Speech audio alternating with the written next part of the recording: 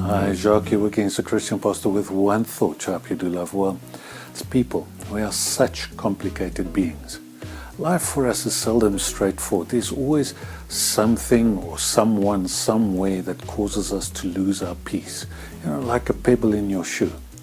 And then we're not even beginning to talk about our internal battles. Those battles where we know what we should do versus what we actually end up doing.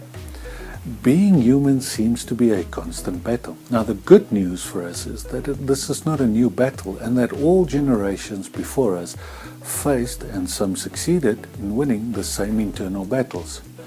Jesus' followers who have gone before us gave the following words to this battle: a battle between the spirit and the flesh.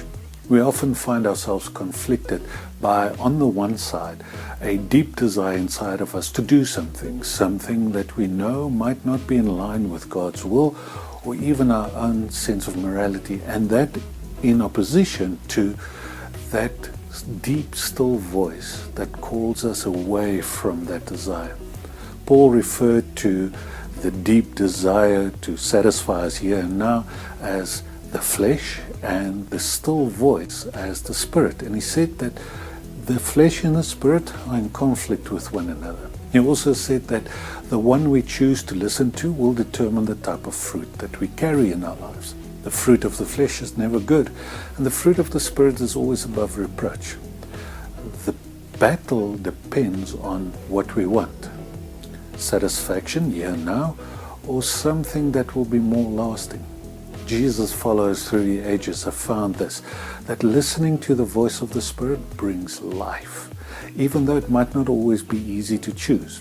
Your and my challenge today is, however, firstly to identify the voice of the Spirit through all the noise that fills our lives, but then, secondly, to choose whether we want to listen or not.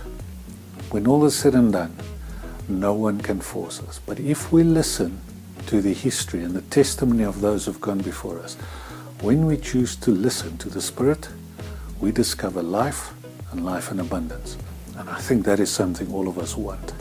I hope this thought encourages you and helps you to make good decisions today. Most of all, I hope you and I can meet up soon.